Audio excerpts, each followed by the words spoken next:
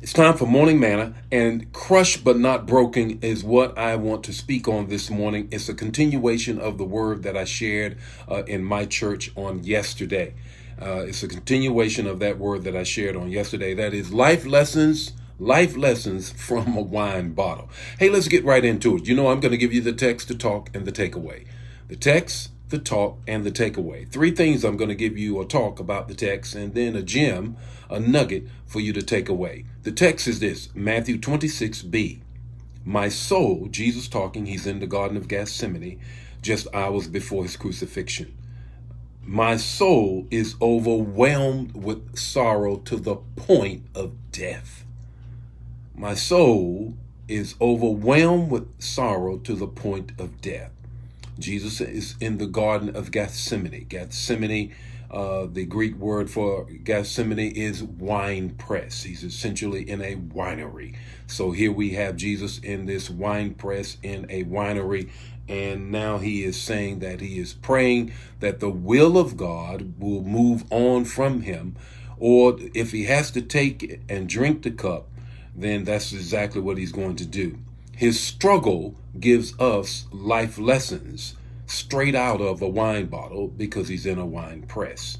He's in a winery. Three things I want to share with you. Three things. Here they are. The first thing is this.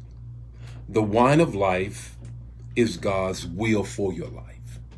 The wine of life is God's will for your life.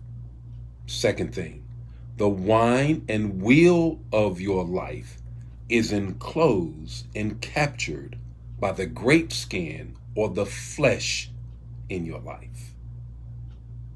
The third thing, the wine and will of your life will flow freely when your flesh is broken and crushed. Let's talk about that. In the winery, the Gethsemane, that is what the Greek word Gethsemane means, to press or wine press. Jesus finds himself, goes there in this place. And in this place, he then tells us and gives us many lessons of life. The three of them that I think you would want to grab is by simile or by analogy, we have the breaking of Jesus' flesh. His will has to turn into God's will. And he is troubled with that, as all of us would be if crucifixion is hours away. To that point, Jesus has to be crushed that God's will flow out of him. The same thing happens to us.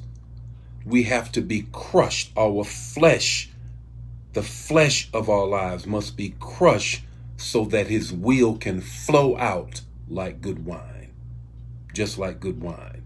Now, as a result of that, there must be a crushing, but not a breaking, because you're not broke, because now the will of God can operate in your life. Brokenness, or when you are broke, you are no longer operational. Now you are at the fullest extent of God being able to use you because your flesh has been crushed. This is the takeaway that you need to apply to your life this morning.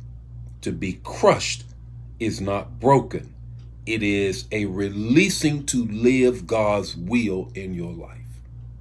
There's a crushing in your life. There's going to be a crisis in your life. There's going to be something that brings you to a point that the flesh that prevents his will from coming forward has to be crushed.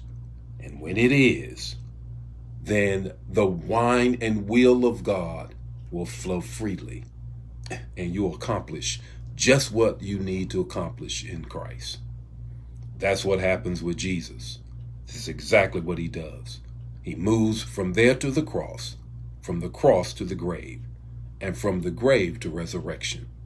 So it is with you and I. The Lord be with you today.